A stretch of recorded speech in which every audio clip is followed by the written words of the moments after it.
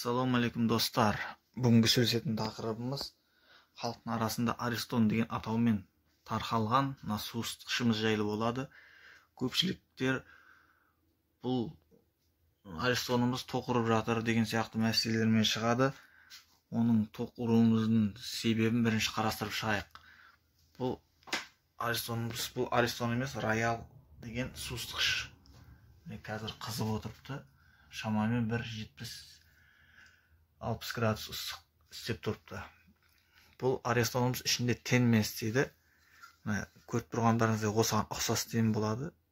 Дәл бұндай болмаса да, бұл теніміз уақыт өте келе біздердің суымыздың тұзы болады, мұсыр, құмы болады, су. Уақыт өте келе бұл теніміз 1 жыл болсын, 2 жыл болсын, жақсы тендеріміз 3-4 жыл, 5 жылға шейін шыдайды. Ал одан кейін көп істегендіктен араларынан жарық пайда болып, бұған су өтеді. Теніміздің өзі істеп тұрады, бірақ теніміз тесіліп ішіне су өткізеді. Аз мөлшерде, мүмкін көп мөлшерде өткізеді. Одан кейін бұл теніміз істеген кезде, қосылған кезде ішіндегі кернеуіміз, тоғымыз суға өтеді. Суға өткендіктен біздер шомылып жатқан кездерде адамды тоқ ұру жағдайы болады. Тенімізге су өткен жағдайда да спираль үзілмеген болса, суымыз ысытып істетіп тұрсақ болады. Тек адамға тоқ ұрмау үшін бұл заземление қылынған болу керек. Жерге уланған болу керек. Мен осылай сым қалдырғанмын. Менің бұл Аристоным жақында қойдым. Сол үшін әлі заземление қылынған жоқ. Мен дәл осы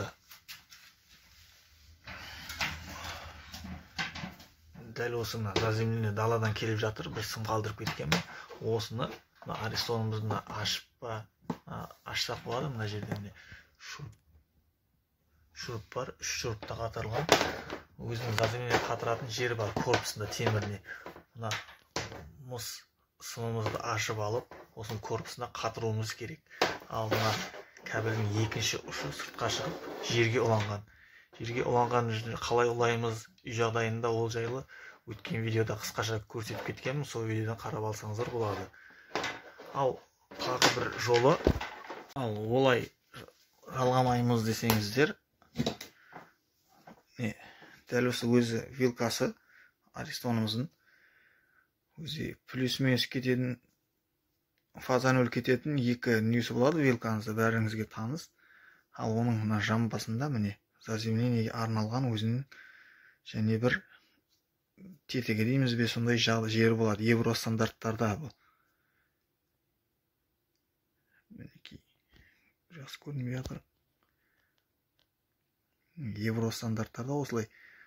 Мына кабеліміздің ішінде екеуміз 3 сым бар. Үшіншісі міне осыған орналып жалғанған болып, Аристонымыздың корпусына жалғанған болады. Міне осы. Ал біздің розеткіміз қарапайым евро стандартқа сай емес розетка болғандықтан оған біздер орната алмаймыз. Вилкамызда болғанымен розеткімізде жоқ. Сол үшін розетка таңдаған кезде сол жайға мән берсеңіздер өте жақсы болады. Осы Аристонымызды жерге улап заземление еткенімізден кейін бұл тенімізде майда жарық болып суға тоқ өткізіп тұрғанмен де адамға өтпейді. Адамға өтпей жатыр екен деп, оны ол күйінде істете беруге болмайды. Ол жыртығымыз, тесігіміз үлкен болып жыртылып, одан көпірек тоқты өткізіп адамға қауіп төндіруі мүмкін. Сол үшін сәл тоқ өткізіп бастағаннан тенімізді ауыстырып, Аристонымыздың ішін тазалағанымыз жөн болады. Евро стандартқа сай келетін розеткімді іздеп зорға таптым. Үйдің өз бір жерінде ғана бар екен. Көріп тұрғандарыңыздай, екі шетінде темірше бар. Сол заземлениеге уланатын розеткіміздің жері, арнайы соған қалдырылған жер болады. Бұл розеткімізге де 3 сым алып келіп, үйдің монтажына да қосып қойсақ болады.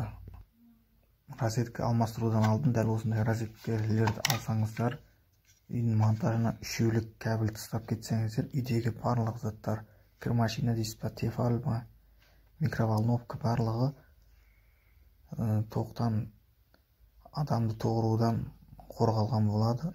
Соған мән берсеңіздер өте жақсы болады. Сау болыңыздар, қолдап кетуді ұмытпаңыздар.